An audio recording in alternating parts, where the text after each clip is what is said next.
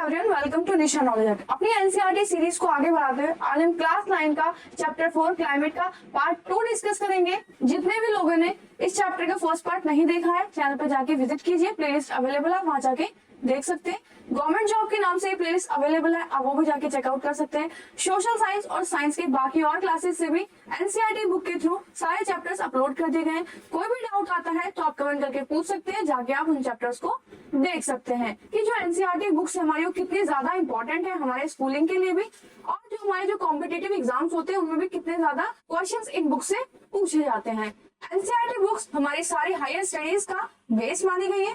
तो चलिए इस चैप्टर को स्टार्ट करते हैं, पार्ट 2 देखते हैं। तो चैप्टर 4 के पार्ट 1 में हमने क्लाइमेट के बारे में पढ़ा, मॉनसून के बारे में पढ़ा, वेदर के बारे में पढ़ा। तो ये सारी चीजें हम प्रीवियस चैप्टर्स में, प्रीवियस क्लासेस में पढ़ चुके हैं। जिन लोगों ने वो वीडियोस नहीं देखी, आप पहले आप उन वीडियोस को देखिएगा ताकि आपका बेस क्लियर हो सके।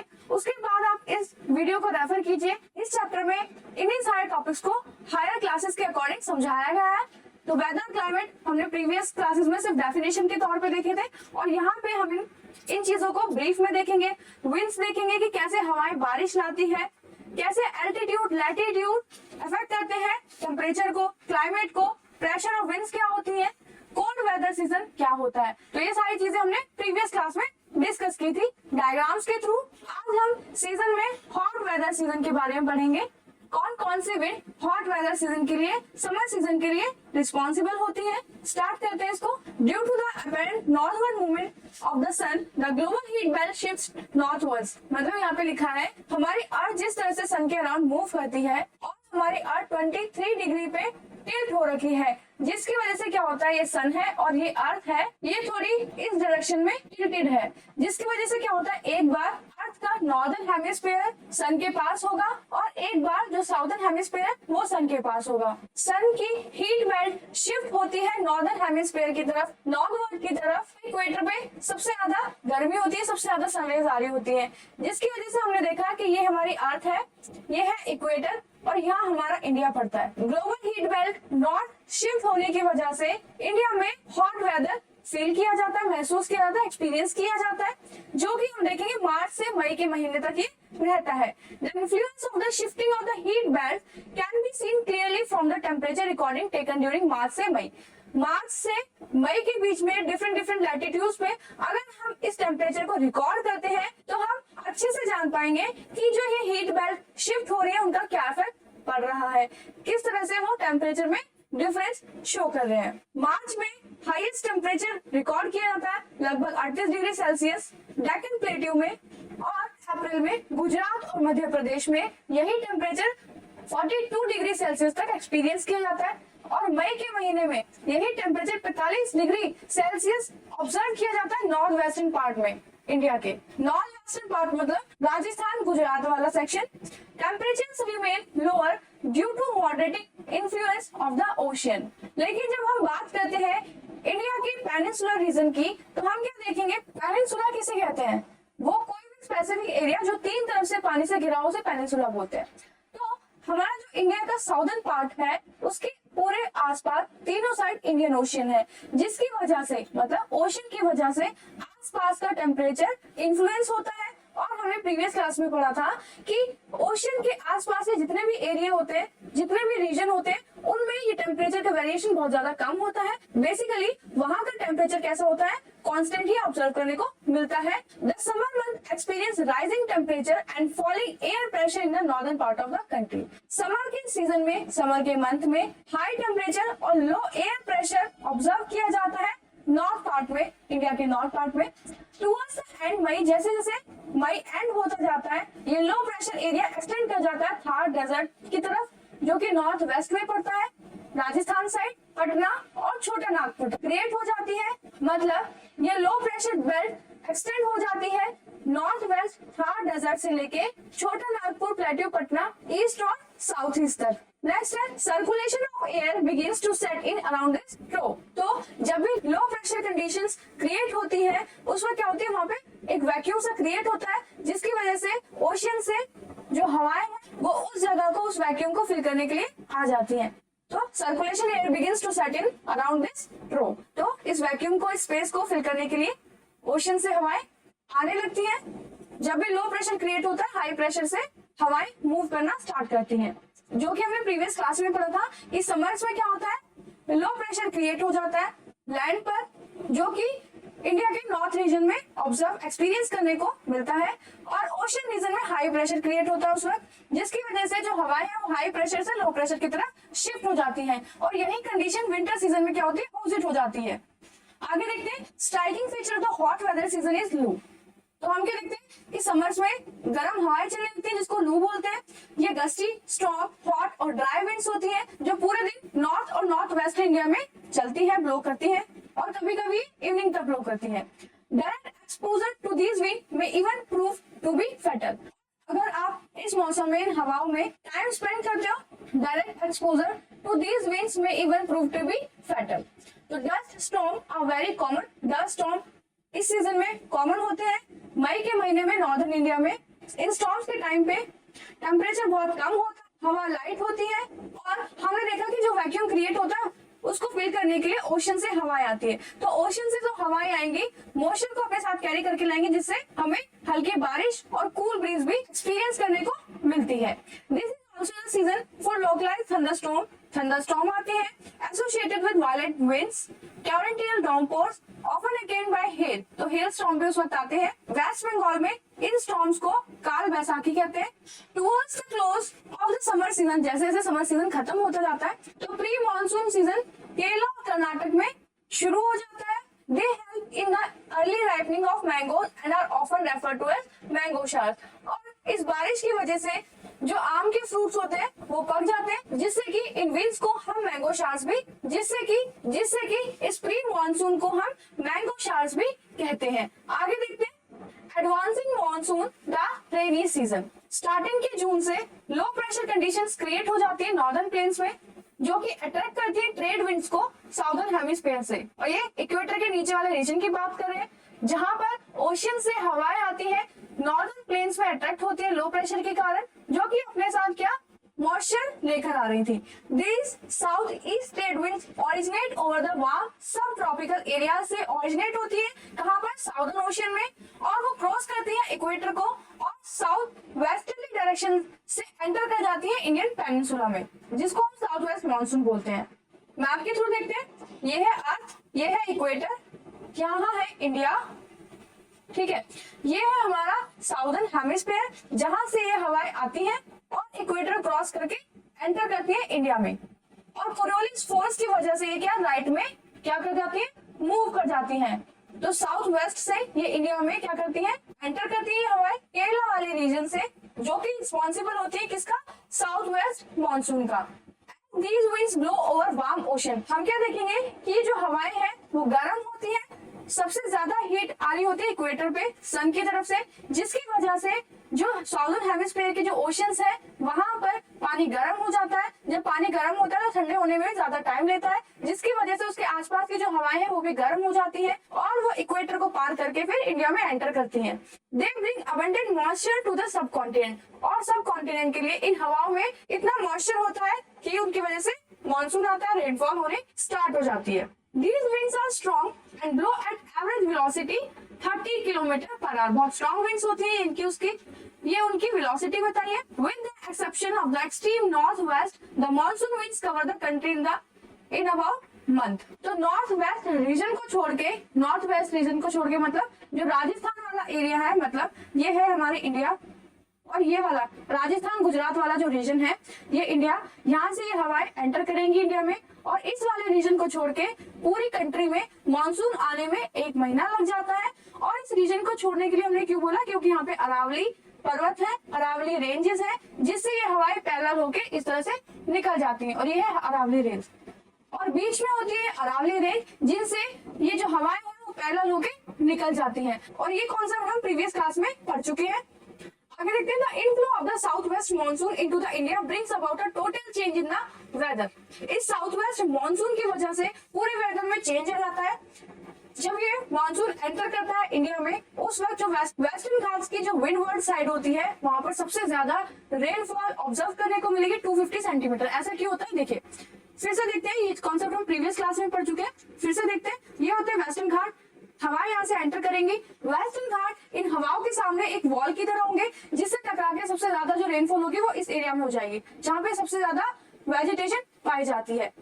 तो इस वाली साइड को बोलेंगे विंडवर्ड साइड, और जो वेस्टर्न घाट की ये वाली साइड होगी मतलब ईस्टर्न साइड जो होगी उसको क्या बोलेंगे, levered side. The Deccan plateau and the Madhya Pradesh also receive some amount of rain spite of lying in the rain shadow area।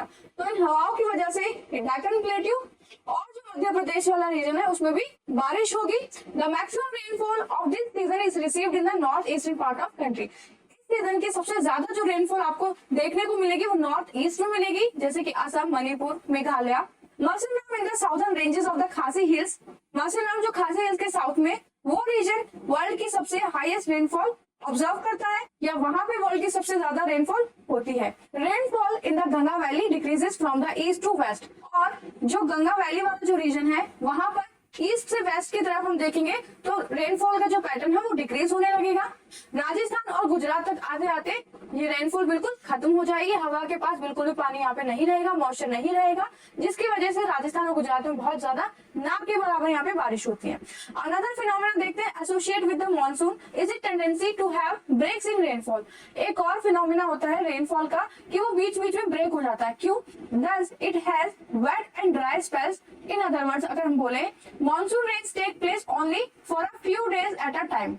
Rainless intervals, these breaks in monsoon are related to the movement of the monsoon trough। ये किस वजह से हो रहा है कि monsoon trough का जो मूवमेंट हो रहा है, जो वैक्यूम, जो स्पेस क्रिएट हुआ था हवा के मूवमेंट की वजह से, हाई प्रेशर लो प्रेशर की वजह से, वही इस रेनफॉल, इस मानसून के ब्रेक का कारण होता है। For various reason the trough and its axis keep on moving northward और southward। ये जो ट्रॉप की कंडीशंस बनती है, जो स्पेस की कंडीशन बनती है, जो लो प्रेशर बनता है, ये मूव करता रहता है नॉर्थवर्ड में और साउथवर्ड में, विच डिटरमाइन, जो क्या डिटरमाइन करता है, the special distribution of rainfall. जिसकी वजह से हम क्या देखते हैं कि जून से सितंबर तक नॉर्दर्न रीजन में बारिश होती है और केरला वाले रीजन में, तमिलनाडु वाले रीजन में अलग मंथ में हमें मानसून देखने को, ऑब्जर्व करने को मिलता है। यहाँ पर लो प्रेशर जब हुआ, जब नॉर्दर्न रीजन में लो प्रेशर क्रिएट हुआ तो यहाँ पर मानसून आया, और जब साउथ में लो प्रेशर क्रिएट होगा तो फिर साउथ में हवाएं उसको फिल करने के लिए आएगी और यहाँ पे फिर मानसून आएगा। या फिर जो रिट्रेटिंग मानसून होता है, जब मानसून की हवाएं जब वापस जा रही होती है, देखिए जब हवाएं इस डायरेक्शन में आएंगी, इंडिया में एंटर करेंगी तो बारिश कहाँ होगी, नॉर्थ डायरेक्शन में। और जब हवाएं वापस जा रही होंगी, मतलब ये है इंडिया, अभी हवाएं आई थी और जब ये हवाएं वापस जाएंगी तो वो कहाँ बारिश करेंगी, साउदर्न रीजन में। और फिनोमेना क्या बनता है कि जब हवाएं हमारी इस डायरेक्शन से आएंगी, मतलब साउथ ईस्ट डायरेक्शन से जब आएंगी तो इंडिया के साउथ रीजन में बारिश होगी। तो ये डिफरेंट डिफरेंट फिनोमेना हो जाते हैं इंडिया के साउथ में और नॉर्थ में मानसून आने के, बारिश होने के। When the axis of the monsoon trough lies over the plains, rainfall is good in these parts। जब मानसून कहाँ पर होगा, प्लेन्स में आएगा तो रेनफॉल होगी बहुत ज्यादा, बहुत अच्छी रेनफॉल होगी। जब दूसरी कंडीशन की बात करते हैं, जब एक्सिस शिफ्ट होगा हिमालयाज के पास तो there are longer dry spells in the plains and wide spread rain occur in the mountains. तो सबसे ज्यादा बारिश कहाँ होगी, माउंटेन रीजन में, क्योंकि ये जो लो प्रेशर कंडीशन है वो शिफ्ट हो गई है हिमालयाज की तरफ। क्रक्स यही निकलता है कि जहां पर लो प्रेशर क्रिएट होगा वहां पर हाई प्रेशर से उस स्पेस को फिल करने के लिए आएंगी, जो कि मानसून लेकर आएंगी। अगर वो हाई प्रेशर वाली हवाएं ओशन की साइड से आ रही है तो उनके पास प्रॉपर क्या होगा, मॉइस्चर होगा, जिसके कारण रेनफॉल होगी। अगर वो हवाएं प्लेन रीजन से आ रही है, जमीन वाले रीजन से आ रही है, तो उनके पास मॉइस्चर नहीं होगा, जिसकी वजह से बारिश नहीं होगी। तो ये एक क्रक्स है मानसून का, इसको आप याद रखिएगा, इसको आप रट लीजिएगा, तो आपको किसी भी चीज को समझने में प्रॉब्लम नहीं आएगी, चाहे वो ओशन करंट्स हो, चाहे वो विंड का पैटर्न हो, विंड का डायरेक्शन हो, मानसून के बारे में हो। तो ये सारी चीजें आप अच्छे से समझ लेंगे अगर आप इस पॉइंट को अपने माइंड में रखते हैं तो। This heavy rain brings in, अब देखिए यहाँ पे डायग्राम में आपको बताया कि कौन कौन से रीजन में किस किस टाइम पर मानसून आता है। ये है रिटेटिंग मानसून का वो डायग्राम जो हमने ऊपर देखा। जब मानसून वापस जा रहा होता है तो कहाँ कहाँ पर वो बारिश करता है। These heavy rain brings in their wake devastating flood causing damage to life and property in the plains। जब रेनफॉल ज्यादा होती है, बारिश ज्यादा होती है तो क्या होगा, बाढ़ आएगी और बहुत सारी जो प्रॉपर्टी है प्लेन एरिया में वो क्या हो जाएगी, डैमेज हो जाएगी, बहुत सारी लाइफ का डैमेज होगा। The frequency and intensity of tropical depression to determine the amount and duration of the monsoon rains. These depressions form at the head of the Bay of Bengal and crosses over the mainland. The depression follow the axis of the monsoon of low pressure. The monsoon is known for its uncertainties. The alternation of dry and wet spells vary in intensity, frequency and duration. While it causes heavy rain flood in one part, dry or drought in other parts. It is often irregular in its arrival and retreat. Hence, it times distribute the farming schedule of millions of farmers all over the country. तो इसमें क्या लिखा है कि कभी कभी monsoon इतना ज्यादा आता है, रेनफॉल इतनी ज्यादा होती है कि एक तरफ फ्लड आ जाती है और दूसरी तरफ हम क्या ऑब्जर्व करेंगे, कुछ एरिया में इतना ज्यादा सूखा पड़ जाता है, वहां पे रेनफॉल इतनी अच्छी नहीं आ पाती, मानसून नहीं आ पाता, तो वहां पर ड्रॉट्स हो जाती है। और हमने क्या देखा कि जो रेनफॉल होती है उसमें एक इरेगुलरिटी होती है, उसके ड्यूरेशन में इरेगुलरिटी होती है। प्रॉपर अगर मानसून आ रहा है तो ऐसे नहीं कि आपकी रोज बारिश होगी, कभी बारिश होती कभी नहीं बारिश होती, तो इसको क्या बोलते हैं, मानसून ब्रेक्स बोलते हैं। और ये किसकी वजह से होता कि जो लो प्रेशर का जो हमारा स्पेस क्रिएट हुआ है, ये उसके शिफ्ट होने की वजह से ही ये मानसून ब्रेक्स हुए।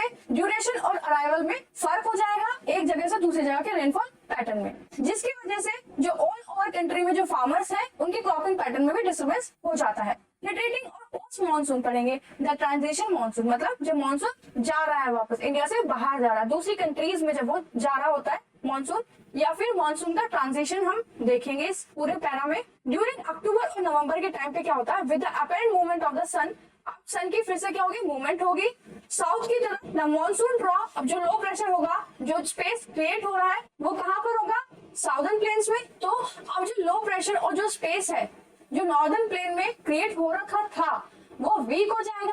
This is gradually replace by high pressure system, और किससे रिप्लेस होना शुरू हो जाएगा, वो हाई प्रेशर से, मतलब नॉर्थ में हाई प्रेशर हो जाएगा। तो जो साउथ वेस्ट मानसून विंड्स थी वो वीक हो जाएंगी और वो वापस मतलब स्टार्ट करेंगी विड्रॉ करना, बाहर आना। By the beginning of October, जैसे अक्टूबर स्टार्ट होगा मानसून विड्रॉ कर जाएगा नॉर्दर्न प्लेन से, नॉर्दर्न प्लेन से वो निकल जाएगा बाहर। द मंथ्स ऑफ अक्टूबर नवंबर, अक्टूबर नवंबर से क्या होगा, हॉट रेनी सीजन खत्म हो जाएगा, ड्राई विंटर कंडीशन स्टार्ट होना शुरू हो जाएंगी। The retreat of the monsoon is marked by clear sky, आसमान साफ हो जाएंगे, रात टेम्परेचर बढ़ने लगेगा। मॉनसून सबसे ज्यादा वेटेस्ट प्लेस है पूरी अर्थ में। आगे बढ़ते हैं। While day temperature are high, जो दिन का टेम्परेचर है वो हाई होगा, और नाइट में, रात में ठंड और प्लीजेंट वेदर कंडीशंस यहाँ पे जनरेट होंगी। The land is still moist, जो जमीन है अभी भी वो थोड़ी थोड़ी गीली है। Owing to the condition of high temperature and humidity, the weather becomes rather oppressive during the day. This is commonly known as October heat. October heat में क्या होगा, ह्यूमिडिटी होगी, हाई टेम्परेचर होगा, और इस तरह की कंडीशंस आपको पूरे दिन ऑब्जर्व करने को मिलेंगी, जिसको हम अक्टूबर हीट बोलेंगे। जैसे ही अक्टूबर का सेकंड हाफ आएगा, जो टेम्परेचर है वो गिरने लगेगा और नॉर्दर्न इंडिया में ठंड होने लगेगी, विंटर सीजन स्टार्ट हो जाएंगे। तो लो प्रेशर कंडीशंस जो नॉर्थ वेस्ट इंडिया में थी वो ट्रांसफर हो जाएंगे बे ऑफ बंगाल में नवंबर आते आते। ये जो शिफ्ट हुआ है जिसकी वजह से साइक्लोनिक डिप्रेशंस क्रिएट होंगे अंडमान सी के अराउंड, और ये जो साइक्लोनिक कंडीशंस हैं, जो तेज हवाएं चलेंगी, ये इंडिया के ईस्टर्न कोस्ट को जाके हिट करेंगे, जिससे हैवी रेन होगी, और इसकी वजह से जो ट्रॉपिकल साइक्लोन्स आएंगे बहुत ज्यादा डिस्ट्रक्टिव होंगे और थिकली पॉपुलेटेड डेल्टास बनेंगे, जो कि कहाँ पाए जाते हैं, गोदावरी, कृष्णा, कावेरी रीजन के अराउंड, जहां पर ये जो साइक्लोन है वो बहुत ज्यादा फ्रीक्वेंट बहुत ज्यादा आते हैं और जो कि ग्रेट डैमेज करते हैं लाइफ का, प्रॉपर्टी का। Sometimes these cyclones arrive at the coast of Orissa, West Bengal, Bangladesh. कभी कभी ये जो साइक्लोन्स होते हैं वो उड़ीसा, वेस्ट बंगाल और बांग्लादेश की कोस्ट तक भी पहुंच जाते हैं। बहुत सारी रेनफॉल होती है जिसकी वजह से, और कोरोमंडल कोस्ट पे ये डिप्रेशन क्रिएट होता है, साइक्लोन्स आते हैं। अब देखते हैं distribution of rainfall. Parts of western coast, north east India, मतलब ये वेस्टर्न कोस्ट और north east India receive over 400 centimetre rainfall annually. तो सबसे ज्यादा बारिश इंडिया में इन्हीं दो रीजन में पाई जाती है। Less than 60% in western Rajasthan, Rajasthan के वेस्ट की साइड, यहाँ राजस्थान है, इसके वेस्ट की साइड ये वाले रीजन में 60 सेंटीमीटर बारिश, और जो इसके एडजॉइनिंग पार्ट है गुजरात में, हरियाणा में, पंजाब में, इन सारे रीजन में कितनी 60 सेंटीमीटर बारिश मिलेगी। Rainfall is equally low in the interior of the Deccan plateau. जैसे जैसे डेक्कन प्लेट्यू की तरफ जाते जाएंगे ये जो रेनफॉल है और ज्यादा कम होती जाएगी। एंड ईस्ट ऑफ द शहाजरीज, शहाजरी जो रेंज है उसके ईस्ट तक ये जो रेन है वो कम होगी। Why do these regions receive low rainfall? तो ये जो रीजन्स है यहाँ पर लो रेनफॉल, कम बारिश क्यों होती है? Area of low precipitation is around ले इन जम्मू एंड कश्मीर। तो ये जो तीसरा रीजन है, एक हमने पढ़ा राजस्थान, गुजरात, हरियाणा, पंजाब वाला पार्ट, एक हमने पढ़ा डेक्कन प्लेट्यू और शाहदरी के ईस्ट वाला रीजन। जो जम्मू कश्मीर का ले रीजन है वहां पे भी बहुत ज्यादा कम प्रेसिपिटेशन पाई जाती है। रेस्ट ऑफ द जो कंट्री है वहां पर मॉडरेट रेनफॉल मिलती है। स्नोफॉल रिस्ट्रिक्टेड है सिर्फ हिमालय रीजन तक, हिमालय रीजन में ही स्नोफॉल मिलती है। According to the nature of the monsoon the annual rainfall is highly variable from year to year. जो एनुअल रेनफॉल हो रही है, जो बारिश हो रही है पूरी साल में, वो एक साल से दूसरे साल वेरी करती है। कभी ज्यादा बारिश होगी, कभी कम बारिश होगी किसी रीजन में। Such part of the Rajasthan, Gujarat and the leeward side of the western Ghat had such wide area high rainfall are liable to be affected by flood. जहां पर ज्यादा बारिश होगी वहां पे हम क्या ऑब्जर्व करेंगे, flood. Areas of low rainfall, जहां पे कम बारिश होगी वहां पे ड्रॉट प्रोन एरियाज बन जाएंगे, वहां सूखा पड़ जाएगा। Monsoon as a unifying bond, monsoon एक यूनिफाइंग बोन्ड की तरह क्यों है? हमने पहले जाना कि जो हिमालयस है वो एक्सट्रीम कोल्ड को रोकते हैं इंडिया में आने से।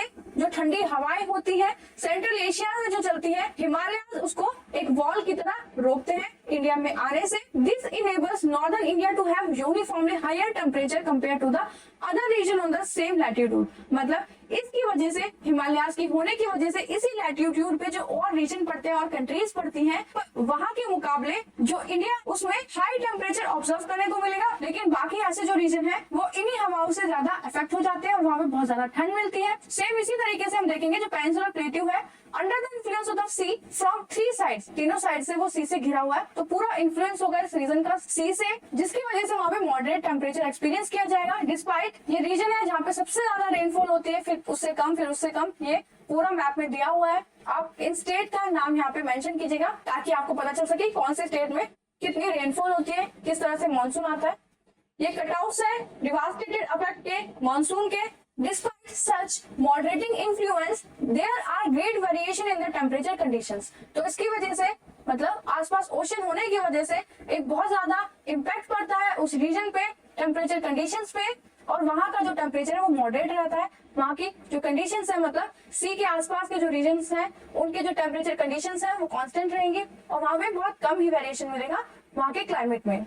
Nevertheless, the unifying influence of the monsoon on the Indian subcontinent is quite perceptible. अगर हम एक ओवरऑल बात करें तो इंडियन सबकॉन्टिनेंट में पाई जाती है। This seasonal alteration of the wind system and the associated weather conditions provide a rhythmic cycle of season. इसकी वजह से जो कंडीशंस क्रिएट हुई थी विंड की वजह से, हमें एक रिथमिक साइकिल मिलती है सीजन्स की।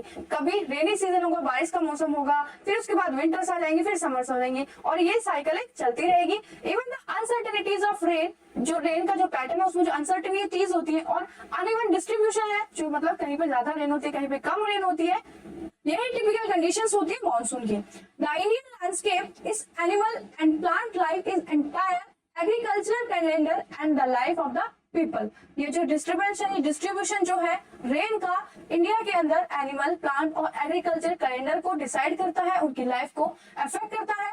इवन जो लोग फेस्टिवल मनाते हैं इन मॉनसून फिनोमेना के अराउंड मनाए जाते हैं, देखे जाते हैं। हर साल पूरी इंडिया में, चाहे नॉर्थ से साउथ हो या ईस्ट से वेस्ट हो, सभी लोग ईगरली वेट करते हैं मॉनसून आने का। In winds, these monsoon winds bind the whole country by providing water. इन मॉनसून की वजह से पूरे जो इंडिया है, पूरी कंट्री में पानी का एक सोर्स मिलता है, वाटर मिलता है, जो कि एग्रीकल्चर कंडीशंस को क्रिएट करता है। तो ये जो क्लाइमेटिक कंडीशंस होती है, ये सभी एग्रीकल्चर एक्टिविटीज के लिए फेवरेबल हो जाती है। The river valley which carry this water also unite as a single river valley unit. River valleys में पानी कहाँ से आता है? रेन से आता है, और जैसे कि हम देखेंगे एक सिंगल रिवर वैली यूनिट यहाँ पे बन जाती है। पूरी कंट्री में जब बात करते हैं मॉनसून की तो एक यूनिटी मिलती है लोगों में, चाहे वो ईस्ट के हो, चाहे वेस्ट के हो, चाहे नॉर्थ के हो, चाहे साउथ के हो, क्योंकि जो इंडिया है वो मैक्सिमम डिपेंडेंट है एग्रीकल्चर एक्टिविटीज के ऊपर, जिसकी वजह से पूरी इंडिया का जो बेसिक नीड्स है, फूड की जो बेसिक नीड्स है वो फुलफिल हो पाती है, और वो सब कुछ किसके कारण हुआ है? मॉनसून की वजह से। अक्सर डिस्कस कर लेते हैं, आपको करेक्ट ऑप्शन चूज करना है कि कौन सा वो प्लेस है जहाँ पर पूरे वर्ल्ड में सबसे ज्यादा रेन पाई जाती है।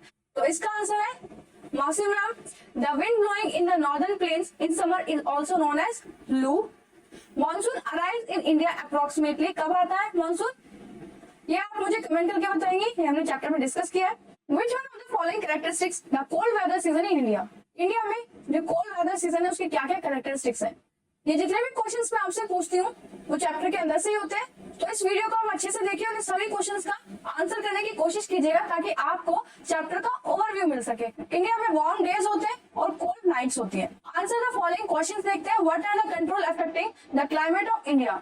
कौन कौन से कंट्रोल्स हैं जो अफेक्ट करते हैं इंडिया के क्लाइमेट को? तो चैप्टर में हम सारी चीजों को पढ़ चुके हैं, एक एक चीज को अच्छे से डिस्कस करेंगे, सारी लैटिट्यूड एल्टीट्यूड सब चीज जो क्लाइमेट को अफेक्ट करेगी। Why does India have monsoon type climate? India में मॉनसून टाइप क्लाइमेट क्यों है? इसके रीजन भी हमने देखे कि जो शिफ्ट होता है उस वैक्यूम का, स्पेस का, उसकी वजह से इंडिया में मॉनसून ऑब्जर्व करने को मिलता है पर्टिकुलर पीरियड में। फिर वो मॉनसून जब रिट्रीट हो जाता है तो नेक्स्ट सीजन स्टार्ट हो जाता है। अलग अलग सीजन इंडिया में होता है जिसकी वजह से मॉनसून टाइप क्लाइमेट भी उसको कहते हैं। क्योंकि रेनफॉल के अकॉर्डिंग ही हम क्या देखते हैं, अब विंटर आएगी, अब समर्स आएंगे। Which part of India does experience the highest range of temperature and why? तो इसका आंसर भी आप मुझे कमेंट करके बताएंगे। अगर आपको कोई भी डाउट होता है किसी भी क्वेश्चन को इलैबोरेट करने में, लिखने में, तो आप मुझे कमेंट करके पूछिएगा, मैं उसका आंसर जरूर करूंगी। Along the Malabar coast, Malabar coast जो है उसके आसपास कौन सी विंड्स रेनफॉल लेकर आती है, मानसून को डिफाइन करेंगे। और ब्रेक इन मानसून क्या होता है? Why the monsoon considered and unifying bond क्यों है? क्योंकि वो हर साल आता है, हर साल हवाएं चलती है, हर साल ये हाई प्रेशर और लो प्रेशर क्रिएट होता है पूरी अर्थ के ऊपर। किसकी वजह से? कि जो हमारी अर्थ मूव कर रही है, रोटेट कर रही है, रिवॉल्व कर रही है, उसकी वजह से। और जो सन की रेस अनइवन पड़ती है साउदर्न हेमिस्फीयर और नॉर्दर्न हेमिस्फीयर, उसी की वजह से सारे मॉनसून कंडीशंस क्रिएट होते हैं पूरी अर्थ के ऊपर। Why does the rainfall decrease from east to west in the northern India? Northern India में जब ईस्ट से वेस्ट की तरफ जाते हैं तो ये रेनफॉल कम, हमें रेनफॉल के अमाउंट में कम हम क्यों ऑब्जर्व करने लगते हैं? तो ऐसा क्या होगा कि जब ईस्ट से वेस्ट की तरफ जाएंगे तो जो हवाएं होंगी उनके पास मॉइस्चर कम रह जाएगा और राजस्थान और गुजरात की तरफ आते आते बिल्कुल ही खत्म हो जाएगा। तो नॉर्दर्न इंडिया में इस तरह से हमें डिक्रीज ऑफ रेनफॉल देखने को मिलता है। डिवीजन देंगे। Seasonal reversal of wind directions take place over the Indian subcontinent. किस तरह से जो सीजनल रिवर्सल होता है विंड डायरेक्शंस की वजह से, वो बताएंगे आप। Bulk of rainfall in India in concentrated over few month. कुछ ही महीनों के लिए पूरी साल में जो रेनफॉल है वो इंडिया में क्यों होती है, कंसंट्रेटेड क्यों हो गई है? तमिलनाडु कोस्ट में विंटर में रेनफॉल क्यों होती है? क्योंकि वहां पे रिट्रीटिंग मॉनसून जब होता है तब वहां पे बारिश होती है। Delta region of eastern coast is frequently struck by cyclones क्यों आते हैं? यहाँ पे कौन सी हवाओं की वजह से आते हैं? Parts of Rajasthan, Gujarat and the leeward side of the western Ghat are drought prone area क्यों है? वहाँ पे कम बारिश होती है, इस वजह से। कम बारिश होने का रीजन भी आप बताएंगे। Describe the regional variation in the climatic condition of India with the help of suitable example. Regional variation जो होती है क्लाइमेटिक कंडीशन में पूरे इंडिया में, वो आप मैप के हेल्प से सुटेबल एग्जांपल्स देके आप बताएंगे।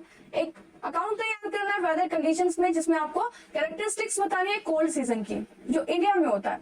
गिव द कैरेक्टरिस्टिक्स आपको बतानी है और इफेक्ट्स बताने हैं मॉनसून रेनफॉल के जो इंडिया में होते हैं। किसी भी तरीके का चैप्टर से रिलेटेड, वीडियो से रिलेटेड तो आप जरूर पूछेगा।